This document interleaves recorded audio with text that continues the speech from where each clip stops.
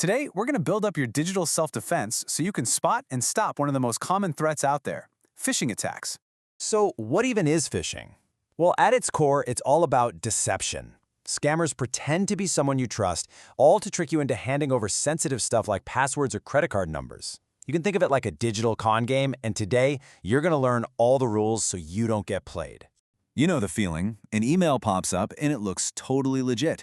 Maybe it's from Netflix, your bank, or Amazon asking you to update your payment info. And for a second, you just pause. You wonder, wait a minute, is this real? So here's our game plan. We'll kick things off with 5 major red flags that you need to know to spot a scam. Then we'll actually dissect a couple of fake emails to see those red flags in action. After that, I'll walk you through how to report these things. And finally, we'll talk about how to build up your digital defenses for the long haul. Ready? Let's dive in. Okay, this is the heart of it all. Think of these 5 red flags as a super quick mental checklist. You can run through it in seconds anytime an email feels just a little bit off. Here they are: suspicious senders, urgent threats, bad grammar, unexpected attachments, and of course, requests for your private info. So let's break them down, one by one. The whole key here is just to pause and look a little closer. First, check out that sender's address. Does it look weird? Like G00 Google instead of Google? That's a classic trick. Second, watch out for that sense of panic. If you see stuff like "your account will be suspended," that's a scammer trying to rush you. It's just a mind game. Third, look for sloppy mistakes, bad spelling, or just weird phrasing. Fourth, never ever open an attachment you weren't expecting. And finally, and this is a big one, no legit company will ever email you out of the blue asking for your password or PIN, ever. All right, so now you've got the checklist. Let's put it to work and see what these red flags actually look like out in the wild. Time to put on our digital detective hats. Okay, check out our first case here, the classic contest winner scam. We could spot a few things right away. Look at number 1. That sender address is just a random mess of letters. Total red flag. Number 2, the greeting is super generic, not your actual name. Another red flag. Number 4 points out a really obvious typo. And then, for the knockout punch at number 5, you've got that fake urgency telling you to act within 24 hours or you'll lose out. Classic. And you know what? You'll see these exact same patterns over and over again. Remember that Netflix email? Look here.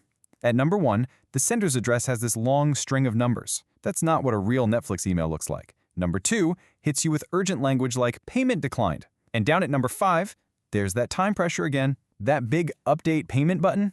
It's just a trick, a disguised link that leads to a fake website designed to steal your information. So, you found a scam email. Now what?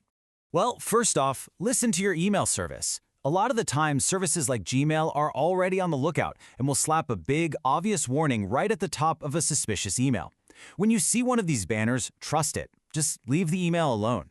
Now, if a scam email does manage to sneak past those automatic filters, you can and should report it yourself. In Gmail on a computer, it's literally 3 clicks. Open the email, click the 3 little dots for the More menu, and then hit Report Phishing. See, when you do this, you're not just deleting it, you're actually sending a signal to Google, which helps them get smarter and block similar attacks for millions of other people. You're part of the solution. Now, let's switch gears and talk about being proactive, about making your account so tough to crack that scammers can't get in, even if they somehow get your password. The single best way to do this is to add another layer of security. Here's a great way to think about it. A password is like a single lock on your front door. If a thief steals that key, they're in. Simple as that. But 2-step verification is like having that lock plus a security guard who asks for ID. Even if the thief has your key, your password, they still can't get past the guard, who's asking for a code from your phone. Honestly, this is one of the most powerful things you can do to protect yourself online. So, let's just do a quick recap of the best ways to stay safe. Number 1, turn on 2-step verification on all your important accounts. Like right now, in your Chrome browser, go into the settings and turn on safe browsing with enhanced protection. And finally, if you have even a tiny shred of doubt, just ignore the email, open a new tab, and go to the company's official website yourself. We have covered a ton of ground here, from spotting all those red flags to seriously beefing up your defenses. Now, it's your turn to put this into practice. So I'll leave you with this one question. What's the first email sitting in your inbox right now that you're going to double check using these tips?